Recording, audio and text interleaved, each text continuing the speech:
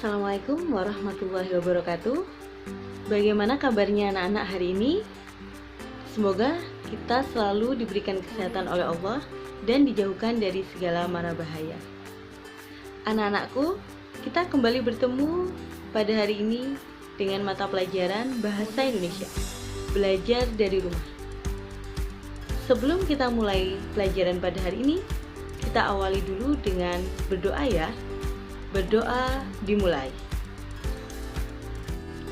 Nah, anak-anakku, agar kita lebih semangat lagi, mari kita gaungkan visi SMK Wahid Hasyim. Visi SMK Wahid Hasyim unggul, cerdas, mandiri, berhaluan Ahlus Sunnah wal Jamaah. Ibu ulangi lagi ya. Mari kita bersama-sama. Visi SMK Wahid Hasyim unggul, cerdas, mandiri, berhaluan Ahlus Sunnah wal Jamaah. Baik, kita mulai materi kita pada hari ini. Sebelum kita memulai materi selanjutnya, Ibu review materi dulu ya.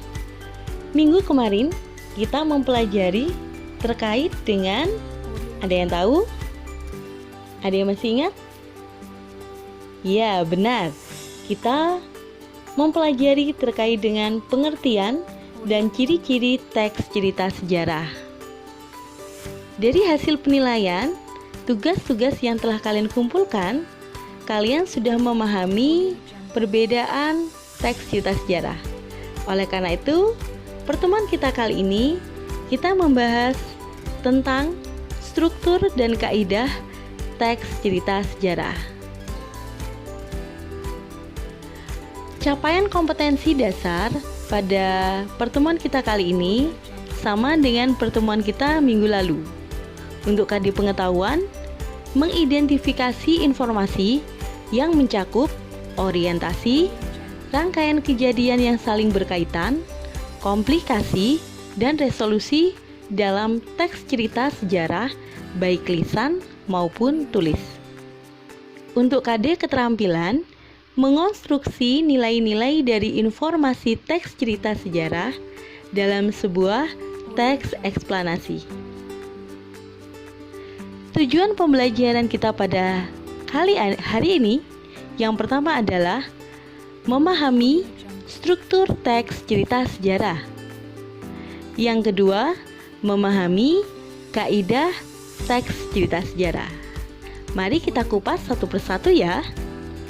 Yang pertama, struktur teks cerita sejarah. Ada yang tahu apa itu struktur? Ya, benar. Struktur adalah urutan atau runtutan peristiwa dalam sebuah teks yang saling berkaitan. Baik, yang pertama, orientasi. Yang kedua, pengungkapan peristiwa. Yang ketiga, komplikasi. Yang keempat, resolusi atau penyelesaian. Yang kelima, reorientasi. Kita bahas satu persatu ya. Yang pertama, orientasi. Orientasi, diingat kata kuncinya adalah yang pertama, terletak pada paragraf pertama. Untuk orientasi, biasanya terletak pada bagian pertama.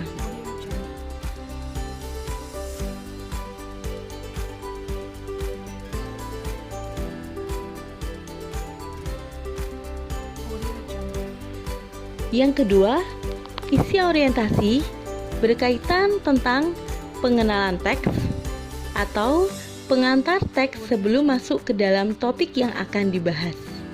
Jadi ingat-ingat ya, orientasi itu adalah pengenalan teks. Biasanya letaknya ada di paragraf pertama. Bagaimana anak-anak, sudah paham? Baik, Ibu lanjutkan ya. Yang kedua adalah pengungkapan peristiwa. Pengungkapan peristiwa, diingat kata kuncinya ya, mulai munculnya peristiwa atau peristiwa itu mulai diungkapkan. Nah, itu adalah pengungkapan peristiwa. Selanjutnya, komplikasi. Dari kata-katanya komplikasi, complicated. Kalian pernah dengar kata komplikasi? Ya, benar. Biasanya ada penyakit komplikasi. Nah, penyakit komplikasi kan biasanya penyakitnya tidak hanya satu, lebih dari satu. Nah, ini sama. Diingat-ingat, komplikasi itu adalah mulai munculnya konflik. Namanya konflik, konfliknya tidak hanya satu, tapi mungkin bisa lebih dari satu. Selanjutnya, kita masuk ke ranah selanjutnya, lebih naik lagi setelah komplikasi. Nah, setelah konflik, selanjutnya ke tahap selanjutnya yaitu resolusi atau penyelesaian masalah. Kata kuncinya, pemecahan masalah, konflik sudah mulai mereda, dan mulai ada titik terang atau penyelesaian masalah. Nah, ini mulai masuk ke ranah ending ya. Selanjutnya yang kelima adalah reorientasi atau istilahnya dengan ending cerita. Ending cerita ada berapa? Ya, ada sad ending, ada happy ending atau penutup. Penutup ini biasanya letaknya adalah di akhir paragraf. Ya, diingat-ingat ya. Kalau orientasi tadi berada di awal paragraf, kalau reorientasi karena dia penutup berada di akhir paragraf. Baik, Ibu ulangi lagi ya. Struktur teks cerita sejarah ada berapa? Baik, ada 5. Yang pertama, orientasi. Yang kedua, pengungkapan peristiwa. Yang ketiga, komplikasi. Yang keempat, resolusi atau penyelesaian. Yang kelima, yang namanya ending. Baik, reorientasi. Bagaimana anak-anak? Apakah kalian sudah paham? Baik, kalau sudah paham kita lanjutkan ya ke kaidah teks cerita sejarah. Kaidah teks cerita sejarah itu adalah tata bahasa yang digunakan dalam sebuah teks. Yang pertama, ciri-cirinya adalah menggunakan kata ganti. Istilah kata ganti itu adalah pronomina. Kata ganti ini ada 2. Yang pertama adalah kata ganti persona atau kata ganti orang. Di antaranya ia, nya, mereka, kita, kami. Contoh dalam kalimat, Laksamana Maida, seorang kepala kantor. Ia bersedia menjamin keselamatan. Ia di sini menunjukkan ke siapa? Benar, Laksamana Maida. Yang kedua, katakan ganti penunjuk. Nah, kata ganti penunjuk di antaranya ini, itu, di sini, di sana, di situ. Contoh dalam kalimat, bangsa Indonesia melewati peristiwa itu setelah 17 Agustus 1945. Kata itu menunjukkan, nah, penunjuk itu. Bagaimana anak-anak? Apakah kalian paham? Baik, Ibu lanjutkan ke kaidah yang kedua. Kaidah yang kedua yakni menggunakan frasa adverbial. Apa itu frasa? Ya, frasa adalah kumpulan kata. Sedangkan adverbial itu adalah kata keterangan. Jadi frasa adverbial adalah frasa yang menunjukkan kejadian atau peristiwa yang berhubungan dengan waktu dan tempat. Contoh, tanggal 16 Agustus 1945. Ini menunjukkan apa? Waktu. Nah, dari kata tanggal 16 Agustus 1945, ini adalah frasa yang disebut dari kumpulan kata. Namanya kumpulan kata berarti katanya tidak satu ya, lebih dari satu. Nah, ini adalah yang namanya frasa adverbial. Kerengas dengklok, ini terdiri dari 2 kata, berarti ini adalah frasa. Kerengas dengklok menunjukkan keterangan tempat, berarti ini adalah frasa adverbial. Bagaimana anak-anak? Sudah paham? Kita lanjutkan lagi ya. Kaidah yang ketiga. Kaidah yang ketiga yaitu menggunakan verba material. Verba itu dari kata kerja, material itu adalah materi.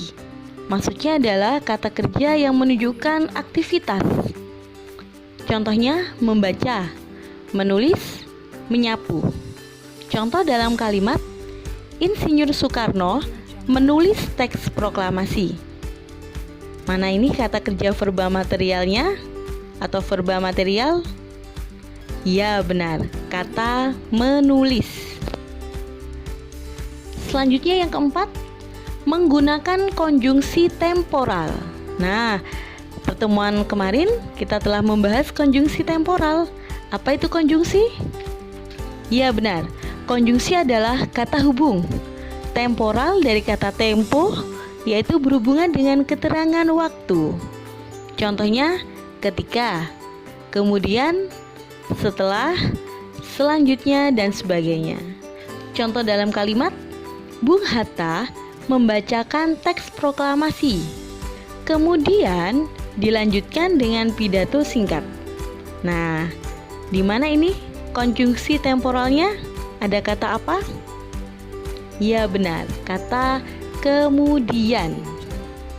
Nah, Ibu ulangi lagi ya.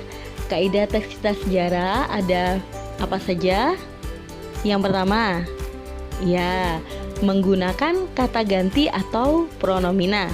Yang kedua, menggunakan frasa adverbial. Yang ketiga, menggunakan verba material. Yang keempat, nah benar, menggunakan konjungsi temporal. Bagaimana anak-anakku? Dari penjelasan Ibu, apakah ada yang masih belum paham? Ya, paham semua ya? Apabila kalian masih ada yang belum paham, kalian bisa menghubungi Ibu di nomor WA Ibu ya. Baik anak-anakku, untuk tugas kita pada pertemuan kali ini, yang pertama, kalian cari sebuah teks cerita sejarah. Kalian terserah mencarinya di mana. Di internet boleh, di koran boleh, terserah kalian. Yang penting kalian harus ada buktinya. Teksnya, teks cerita sejarah. Nah, setelah kalian mencari, kemudian kalian analisis atau identifikasi struktur teks cerita sejarah. Apa saja strukturnya? Orientasi, pengungkapan peristiwa, komplikasi, resolusi, dan reorientasi. Kalian buat formatnya seperti yang ada di contoh ya. Strukturnya ditulis apa saja.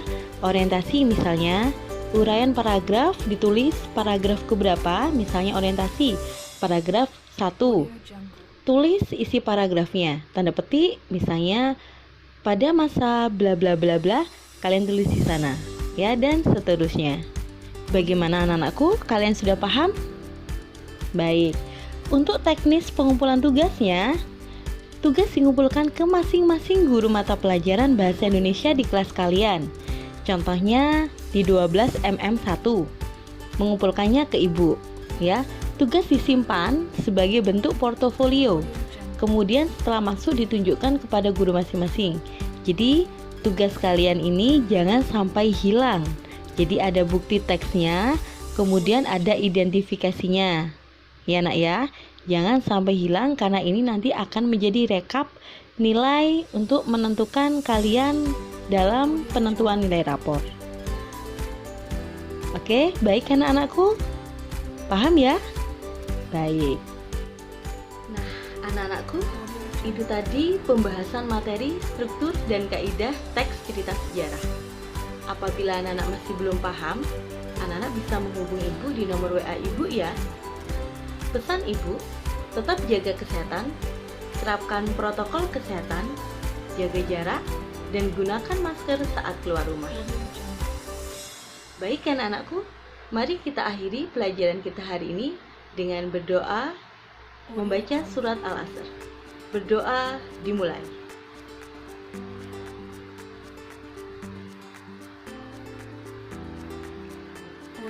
Berdoa selesai. Anak-anakku, itulah tadi pertemuan kita kali ini.